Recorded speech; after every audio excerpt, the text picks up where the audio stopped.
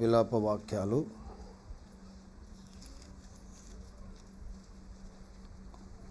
3వ అధ్యాయము. విలాప వాక్యాలు 3వ అధ్యాయము 22, 23 వచనాలు మనందరం కలిపి చదువుకుందాం. ఒక 10-15 నిమిషాల్లో ఈ యొక్క వర్తమానం ముగుస్తుంది కాబట్టి మీరు ఎవరు గాబరపడిన అవసరం లేదు. విలాప వాక్యాలు 3వ అధ్యాయము 22, 23 వచనం. యెహోవా, అందరూ కలిపి చదువుకుందాం. యెహోవా కృపగలవాడు, ఆయన వాత్సల్యత ఎడతెగక నిలుచున్నది గనుక మనము నిర్మూలము కానువారు. అనుదినము నూతనముగా ఆయన వాత్సల్యత పుట్టుచున్నది. నువ్వెంతైనా నమ్మదగిన ప్రభువు, ఎంతైనా నమ్మదగిన వాడు. ప్రార్థన చేసుకుందాం.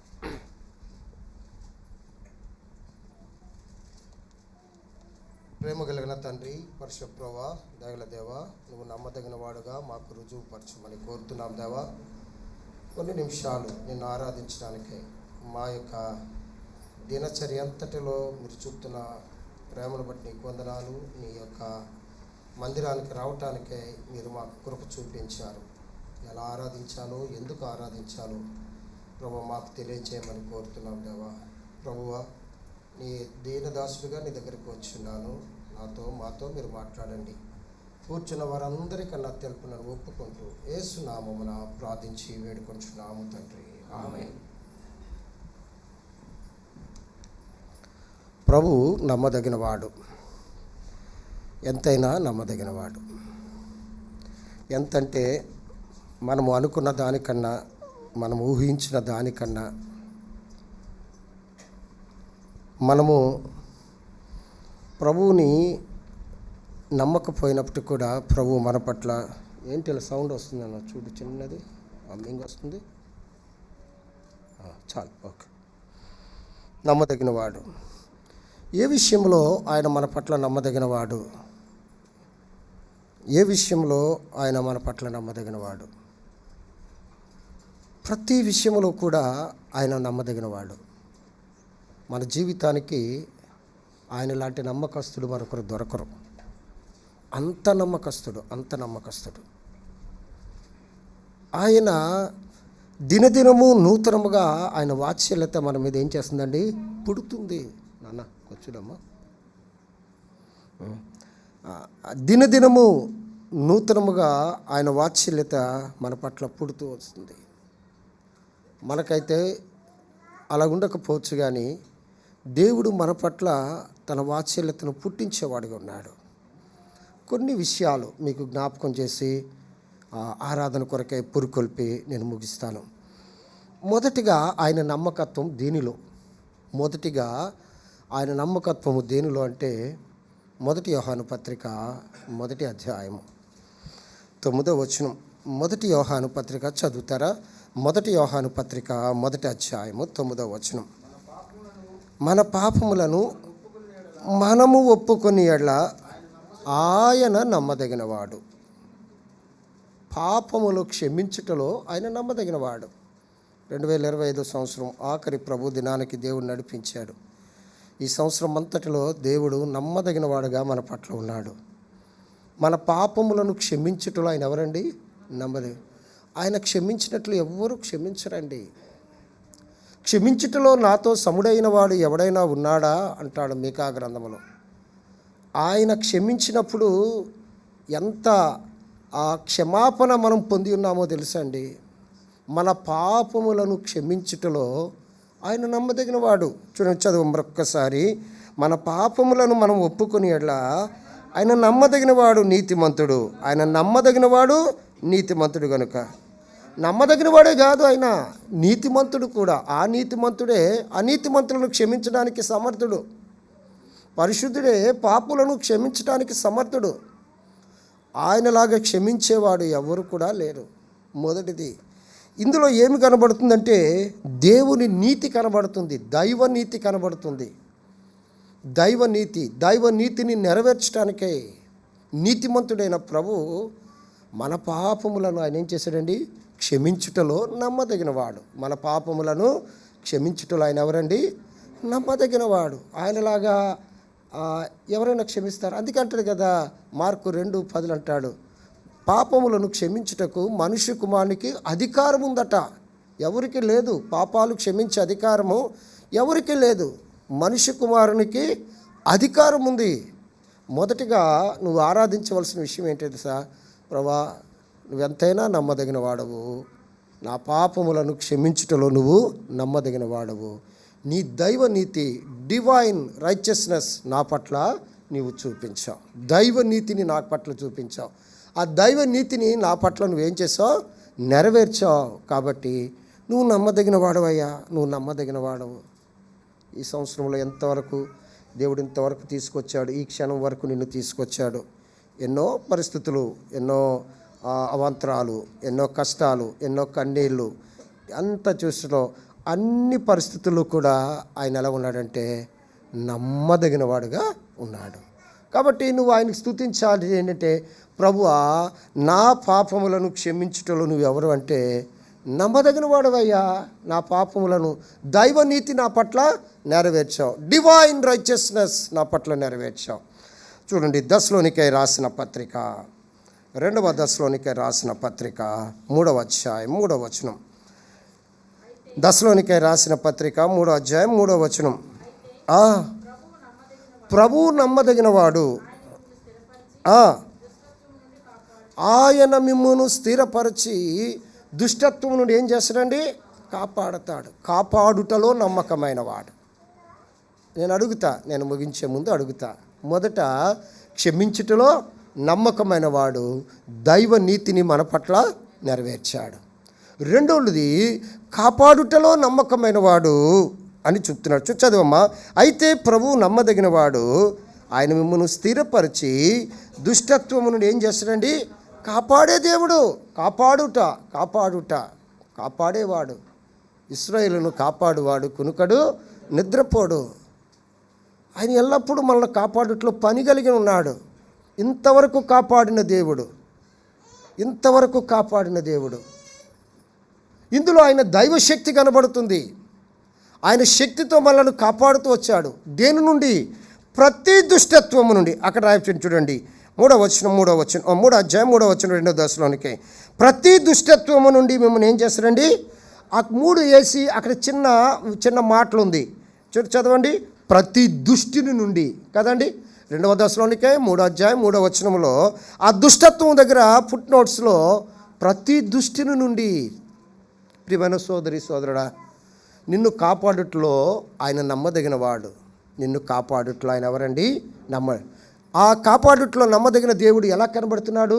తన శక్తిని, దైవశక్తిని మన పట్ల రుజువుపరుస్తున్నాడు. తన దైవశక్తిని మన పట్ల ఏం చేస్తున్నాడండి? రుజువుపరుస్తున్నాడు. చెప్తారా? మొదట ఆయన ఎంతైనా నమ్మదగినవాడు కదండి. ఎంత నమ్మదగినవాడు? మన పాపములను క్షమించినంతగా ఎవరు క్షమించరు. అరే, ఎవరైనా చూస్తే పాపాత్మురాలైన స్త్రీరా, ఈడు పాపిడురా, ఈడు త్రాగుబోతురా, ఈడు తిరుగుబోతురా, ఈడు వ్యభిచారురా, వీడిని ఎవరు క్షమించరు. కానీ ఎంత ఘోర పాపినైనా నా ప్రభు క్షమించడానికి సిద్ధ మనసు గలవాడు. ఆయనలాగా క్షమించేవాడు ఎవరు కూడా లేరు. మనల్ని క్షమించటంలో నమ్మదగినవాడు. ఒకరు క్షమిస్తారు, మరొకరు క్షమించకపోవచ్చు, కానీ మన ప్రభు మనందరినీ క్షమించినట్టు వాడు, నమ్మకస్తుడు. రెండవది దుష్టుల నుండి కాపాడుటలో. ఇంతవరకు ఎన్ని దుష్టత్వ క్రియలు మన పట్ల జరిగి ఉన్నాయి, దుష్టుల నుండి కాపాడుటలో ఆయన నమ్మదగినవాడు. ఆయన ఎంతైనా నమ్మదగినవాడు. మొట్టమొదటి విషయంలో దైవ నీతిని కనుపరిచాడు. రెండవ విషయంలో దేవుని శక్తిని మన పట్ల రుజువుపరిచాడు. Divine power. చూడండి, హెబ్రీలకు రాసిన పత్రిక 10వ అధ్యాయం, హెబ్రీలకు రాసిన పత్రిక 10వ అధ్యాయం 23వ వచనం. హెబ్రీలకు రాసిన పత్రిక 10వ అధ్యాయము 23వ వచనం. మనకు తెలిసిన మాటే, మనకు బాగా తెలిసిన మాటే. హెబ్రీలకు రాసిన పత్రిక 10వ అధ్యాయము 23వ వచనం. వాగ్దానము చేసిన వాడు నమ్మదగిన వాడు గనుక మన నిరీక్షణ విషయమై మనం ఒప్పుకున్న దాన్ని నిశ్చయముగా పట్టుకుంటాం. మూడవది, ఆయన ఎంతైనా నమ్మదగిన వాడు అనడానికి మూడవ విషయం ఏంటంటే, మనకు వాగ్దానము చేసి ఆయనలాగా నెరవేర్చేవాడు మరొకరు లేరు. అర్థమైందండి?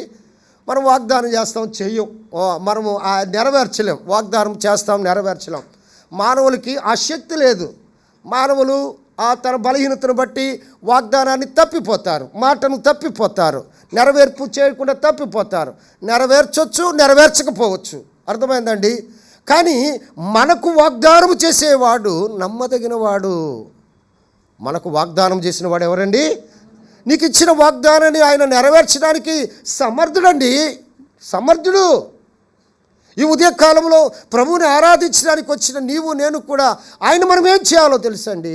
ప్రభువా, క్షమించటంలో నువ్వు నాకు నమ్మదగిన వాడవయ్యా, నీ నీతిని నా పట్ల కనుపర్చావు. రెండవది, ప్రభా నీకు వందనాలు తండ్రి, కాపాడుటలో నువ్వు నమ్మదగిన వాడవు. నీ దైవశక్తిని, నీ డివైన్ పవర్ని నా వైపు చూపించావు, నీకు వందనాలు.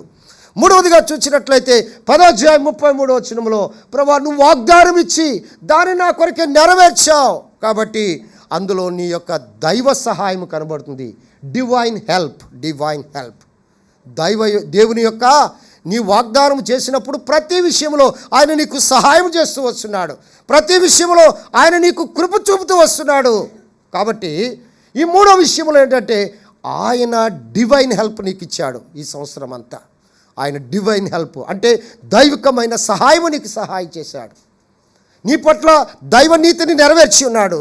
నీ పట్ల దుష్టు నుండి కాపాడటానికి దైవ యొక్క శక్తిని నీ పట్ల కనుపరిచి ఉన్నాడు. మూడవదిగా ఆయన దైవ సహాయముతో నీ వాగ్దానాన్ని ఆయన ఏం చేస్తున్నాడండి? నెరవేర్చేవాడు ఉన్నాడు. చూడండి, కొరింథీయులకు రాసిన పత్రిక 2వ కొరింథీయులకు రాసిన పత్రిక 9వ అధ్యాయము 2వ కొరింథీయులకు రాసిన పత్రిక 9వ అధ్యాయము 8వ వచనం.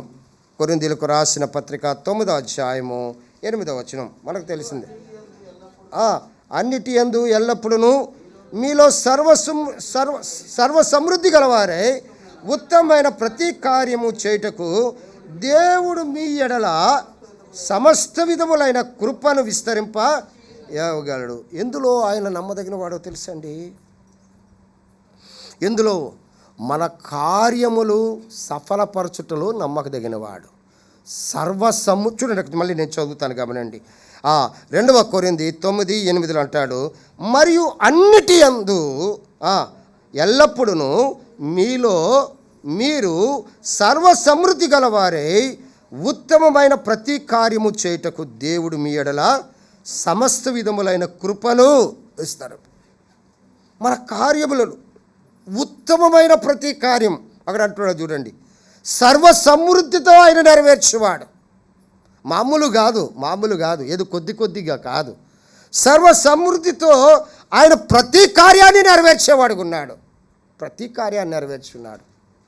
చూడండి, అంత నమ్మదగిన వాడు. నీ కార్యాలు నువ్వు మర్చిపోవచ్చు, నీ కార్యాలు ఇతరుల మీద ఆనుకోవచ్చు, నీ కార్యాల కొరకు మరొకరిని ఆశ్రయించవచ్చు, నీ కార్యాల కొరకు ఇతరులని నువ్వు అర్జించవచ్చు. కానీ నీ కార్యము విషయమే దేవుడు నమ్మదగినవాడు. నీ ప్రార్థనలు వినేవాడు, నీ కన్నీటిని చూచినట్టు వాడు, నీ దుఃఖమును నాట్యముగా మార్చేవాడు. అర్థమైందండి? నీ కార్యము విషయములో ఆయన నమ్మదగినవాడు. నీ కార్యము విషయంలో ఆయన నమ్మదగినవాడు.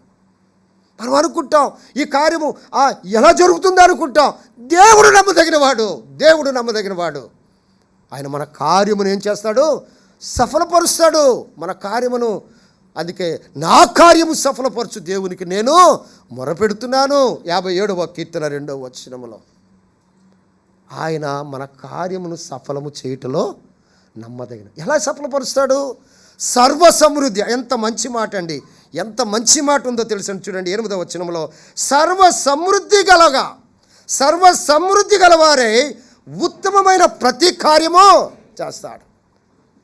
సర్వ సమృద్ధితో నీ కార్యమును ఆయన సఫలపరుస్తాడు. దారిలో నమ్మదగినవాడు. ఈ ఉదయకాలంలో ప్రభువుని ఆరాధించడానికి వచ్చిన నీవు నేను కూడా, ప్రభువా నీకు వందనాలయ్యా, నా కార్యమును ఈ సంవత్సరంలో సర్వ సమృద్ధితో సఫలపరిచే దేవా నీకు వందనాలు. నా కన్నీటును నా దుఃఖమును సంతోషముగా మార్చిన దేవా నీకు వందనాలు. ఆయన ఎంతైనా ఆయన ఎవరండి? నమ్మదగినవాడు. మొదటి చెప్తారా? మన పాపములను క్షమించుటలో ఆయన ఎవరండి? నమ్మదగినవాడు. అందులో ఏం కనబడుతుంది? దేవుని యొక్క నీతి కనబడుతుంది. రెండవది, దుష్టు నుండి కాపాడుటలో ఆయన ఎవరండి? నమ్మదగినవాడు. అందులో ఏమి కనబడుతుంది? డివైన్ పవర్, దైవ యొక్క శక్తి కనబడుతుంది. మూడవదిగా ఆయన ఎంతైనా నమ్మదగినవాడు. దేని విషయంలో నమ్మదగినవాడు? మన వాగ్దానములు నెరవేర్చుటలో ఆయన నమ్మదగినవాడు. అందులో ఏమో కనబడుతుంది? డివైన్ హెల్ప్, దేవుని యొక్క సహాయము కనబడుతుంది. నాలుగవదిగా చూసినట్లయితే మన కార్యములను సఫలము చేయటంలో ఆయనలాగా మించిన వాడు మరొకరు లేడు. ఆయన నమ్మదగిన వాడు కాబట్టి అందులో ఏమో కనబడుతుంది? డివైన్ గ్రేస్, దైవ కృప కనబడుతుంది. డివైన్ గ్రేస్ కనబడుతుంది. ప్రభువా నీకు వందనాలు. నువ్వు నా జీవితానికి ఇంతవరకు నమ్మదగిన వాడవయ్యా. నువ్వు నా జీవితానికి ఇంతవరకు కూడా నమ్మదగినవాడు. ఒక మాట చూద్దాం. దశలోనికే రాసిన పత్రిక, మొదటి దశలోనికే రాసిన పత్రిక 5వ అధ్యాయం 23వ వచనం. అందరు తీనమ్మా, ఒక్క నిమిషం అమ్మ. మొదటి దశలోనికే రాసిన పత్రిక చదువమ్మ. 5వ అధ్యాయము 23-24 వచనాలు. 23-24 వచనాలు. సమాధానకర్తయగు దేవుడే మిమ్మును సంపూర్ణముగా పరిశుద్ధపరచునుగాక, మీ ఆత్మయు జీవమును శరీరమును యేసుక్రీస్తు రాకడ యందు నిందారహితముగాను సంపూర్ణముగాను ఉండునట్లు కాపాడుబనుగాక. 24వ వచనంలో మిమ్మును పిలిచినవాడు నమ్మదగినవాడు గనుక అలాగూ చేయును. దేని విషయంలో ఆయన నమ్మదగినవాడు? మనలను పరిశుద్ధపరచుట్లో దినదినము ఒక దినము కాదండి, ఒక దినము కాదు, దినదినము మనలను పరిశుద్ధపరచుట్లో ఆయన నమ్మదగినవాడు. మనం మాటికి తప్పిపోతుంటాం. భోజనం చేసే ముందు మనము ఎలాగైతే శుభ్రపరచుకుంటామో మన చేతులను కాళ్ళను ఎలా అమ్మ కొట్టకరా ఎలా శుభ్రపరచుకుంటామో అలాగే దినదినము మన అంతర్కరణ శుద్ధీకరణ మనకు అవసరమై ఉంది. దినదినము మనకు పవిత్రత అవసరమై ఉంది. దినదినము మన మనస్సాక్షిలో కల్మషము తోచబడకుండా కడగబడ్డానికి ఆయన నమ్మదగినవాడు. ప్రతి దినము ఆయన పరిశుద్ధపరచుట్లో నమ్మదగినవాడు. ఉదయకాలంలో ప్రభు దగ్గరికి వచ్చి, ప్రభా నన్ను శుద్ధి చేయి నాయన, నన్ను పవిత్రపరచు నాయన, నన్ను కడుగు నాయన, ప్రభా తప్పిపోయిన వాడను ప్రభా మాటికి జారిపోతున్నప్పుడు ఆయనలాగా పరిశుద్ధపరిచేవాడు ఎవరు కూడా లేరండి. అందుకే అంటాడు కదా, అక్కడ ఎంత మంచి మాట ఉందో చూడండి. ఏమంటాడు చూడండి, 23వ వచనం. సమాధానకర్తయగు దేవుడు మిమ్మును సంపూర్ణముగా, ఆ మాట అండలం చేసుకోండి, మిమ్మును ఎలాగండి? కొద్ది కొద్దిగా కాదు, సంపూర్ణముగా కొద్దిగా ఆయన చేసేవాడు కాదు, సంపూర్ణముగా పరిశుద్ధపరుస్తాడు. ఇదిగో ఒకసారి చెప్పాను, మనమైతే అంటాం, వార్నింగ్ ఇస్తాం, ఒకసారి చెప్పాను, రెండుసారి, ఇంకా మూడోసారి నేను ఒప్పుకొని అంటాం కదా. కానీ ప్రభువులకు కాదు. ప్రభా నేను పాపినంటే మళ్ళీ ఆయన ఏం చేస్తాడు చూడండి. ఇప్పుడు పలకలు ఎవరు వాడట్లేదు, స్లేట్స్ వాడుతున్నారండి. ఇప్పుడు ఎవరు వాడట్లేదు. మా దినాల్లో స్లేట్ అరిగిపోయేది, అర్థమైందండి. ఆ శుద్ధ ముక్కలు నవిలేసేవాళ్ళమే, అర్థమైందా? పలక మీద కాదు, నోట్లో నవిలేసేవాళ్ళని. అది ఏమవుతుంది, అది దుద్దినంతసేపు వచ్చేసింది అనుకోండి. రాగానే ఏం చేశాడు? కొంతమంది ఎలా ఉంటుంది తెలుసా, రాసేస్తారు, తిరగేసి చూపిస్తారు, అర్థమైందండి. దుద్ది మళ్ళీ ఏమవుతుంది? జాగ్రత్త, నేను ఊరికి చెప్పట్లేదు. అది ఏం చేస్తారు, ఆడు ఇంకో మాస్టర్ గారు బి ఇవ్వడానికి ఏం చేస్తాడు? చెరిపేస్తాడు. ఆ పలకలో గొప్ప పాఠం ఉంది, ఆ స్లేట్లో గొప్ప పాఠం ఉంది. నీ పాపాలు అలా చూడండి. ఆ పాపాత్మురాలైన స్త్రీ వచ్చింది, ఆయన నేల మీద ఏవో రాస్తున్నాడు, అవి అర్థమైపోతుంది. కానీ దేవుడు ఏం చేశాడు? చెరిపివేశాడు. నీ యొక్క నల్ల హృదయం మీద, పలక అనే నల్ల హృదయం మీద, ఆ నల్ల హృదయం మీద నీ పాపాలు రాయబడుతున్నాయి. స్లేట్ స్టోరీ చాలా మంచిది, ఇది రాశాను ఒకసారి. స్లేట్ స్టోరీ చాలా బాగుంటుంది. ఏంటి తెలుసా, ఆ నల్ల హృదయం మీద నీ డాగులు కనబడుతున్నాయి. ప్రభువా నేను పాపిని అంటే ఆయన ఏం చేస్తాడు? చక్కగా ఏం చేస్తాడు? దాన్ని చెరిపివేస్తాడు. చేత్తో జరిపితే ఇంకా మరకలు ఉంటాయి, నేనేం చేస్తాడు? తన రక్తాన్ని ప్రోక్షించి చెరిపేస్తాడు. మళ్ళీ ఇంకా అక్కడ కనబడదు ఏమి. ఎంత నమ్మదగిన వాడండి, చెరిపేస్తాడు. అలాగే మళ్ళీ మనం ఏదో తప్పు చేసాం, చిన్న తప్పు చేసాం, విశ్వాసులమే తప్పు చేస్తున్నాం. మళ్ళీ ఉదయకాలం వెళ్ళినప్పుడు ఏం చేస్తాం? ప్రభువా ఇదిగో ఈ పలక మీద ఈ మరక వచ్చేసింది నాయన అంటే మళ్ళీ ఆయన చక్కగా డస్టర్ తీసుకొని తన రక్త ప్రోక్షణతో ఇస్సోపులాగా పరిహరించేవాడు ఉన్నాడు. మళ్ళీ ఉదయకాలంలో ఏదో తప్పు చేసాం, అబద్ధం ఆడేసాం, మనం మళ్ళీ ఆడేసాం. మళ్ళీ ప్రభు దగ్గరికి వచ్చి ఆ స్లేట్ మీద శుభ్రం చేశారు. సంపూర్ణముగా పరిశుద్ధ పరిచుటలో నమ్మదగిన వాడు. దేవుని స్వారూప్యంలోనికి రావటానికి ఆయన ఏం చేస్తున్నాడండి? నమ్మదగిన వాడు. చెప్తారా? వర్తమానం గుర్తుండాలి మీకు. ఫస్ట్ దేంట్లో ఆయన నమ్మదగిన వాడు? మన క్షమించుటలో ఆయన నీతిని నెరవేర్చాడు మనల్ని క్షమించడానికి. రెండవది చెప్పండి, రెండవది మనల్ని కాపాడుటలో దైవ శక్తి కనబడుతుంది అందులో. మూడవది చెప్పండి, వాగ్దానము చేసి నెరవేర్చుటలో ఆయన లాంటి నమ్మకస్తుడు మరొకరు లేరు. అందులో దేవుని సహాయం కనబడుతుంది. ప్రతి విషయంలో నీ వాగ్దానాన్ని నువ్వు మర్చిపోవచ్చు. అయ్యా అమ్మ, నీ వాగ్దానాన్ని నువ్వు మర్చిపోవచ్చు. ఆయన తన వాగ్దానాన్ని మర్చిపోకుండా సహాయం చేస్తూ వచ్చాడు. ఇంతవరకు సహాయం చేస్తున్నాడు. ఎబెనేజరు దేవుడుగా ఉన్నాడు, సహాయం చేసే దేవుడు. నాలుగవదిగా మనము చూసినట్లయితే ఏంటండి, మన కార్యమును సఫలపరచుటలో ఆయన ఎవరండి? నమ్మదగిన వాడు. కాబట్టి దేవుని సహాయం కనబడుతుంది, దేవుని కృప అక్కడ కనబడుతుంది. దేవుని కృప నీ పట్ల ఎడతెగక ఉన్నట్లుగా ఉంది. ప్రియమైన సోదరుడా, తర్వాత ఆయన ఎటువంటి వాడండి? దినదినము నిన్ను పరిశుద్ధపరచుటలో ఆయన ఎవరండి? నమ్మదగిన వాడు. ప్రభుని ఆరాధించాలి దినదినము. చాలాసార్లు మన జీవితాల్లో స్లేట్ లాగే మన హృదయం ఉంటుంది. డాగ్ అంటించుకుంటాం, ప్రభు దగ్గరికి వస్తాం. కానీ ప్రభు ఏమంటాడు? నేను క్షమించను, నేను తుడవను. తన రక్తం ఎల్లప్పుడూ కూడా మన కొరకు సిద్ధపరిచి ఉన్నాడు. దానిని బట్టి ప్రభువును మనము ఆరాధించాలి. ఒక్క మాట చదువుకొని ఇక మనం ఆరాధనలోకి వెళ్ళిపోదాం. అర్థమైందండి? ఒక్క మాట. 1 కొరింథీయులకు రాసిన పత్రిక 10వ అధ్యాయం. 1 కొరింథీయులకు రాసిన పత్రిక 10వ అధ్యాయం 12వ వచనం. 1 కొరింథీయులకు రాసిన పత్రిక 10వ అధ్యాయం 12వ వచనం. అమ్మా 10, 12 చదువమ్మా. 13 క్షమించండి, 13. ఓకే. 1 కొరింథీ 10, 13. సాధారణంగా మనుషులకు కలుగు శోధనలు తప్ప మరి ఏది మీకు సంభవింపలేదు. దేవుడు ఎవరండి? నమ్మదగిన వాడు. చదువమ్మా. మీరు సహింపగలిగినంతటి కంటే ఎక్కువగా ఆయన మిమ్మల్ని ఏం చేయడండి? శ్రమలలో నమ్మదగిన వాడు. నీ శ్రమలలో ఆయన ఎవరో తెలుసండి? ఇంతవరకు నీ కన్నీరు కారుస్తున్నావు, ఇప్పుడు నువ్వు సంతోషాన్ని చూడగలుగుతున్నావు. ఇంతవరకు బాధను అనుభవించావు, ఇప్పుడు దాన్ని నివారణ చేయటానికి నీ శ్రమలలో కూడా ఆయన నమ్మదగిన వాడు. ఇందులో దేవుని ఉద్దేశం కనబడుతుంది. Divine purpose. మన శ్రమలు కూడా దేవుని యొక్క ఉద్దేశాన్ని నెరవేర్చేవిగా ఉంటాయి.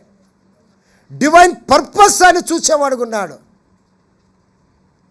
డివైన్ పర్పస్ ఆయన మన పట్ల కలిగించేవాడుగా ఉన్నాడు. మన శ్రమలు మనకు వచ్చేవి అల్పకాల శ్రమలే, కానీ ప్రభు దాన్ని ఏం చేస్తాడండి?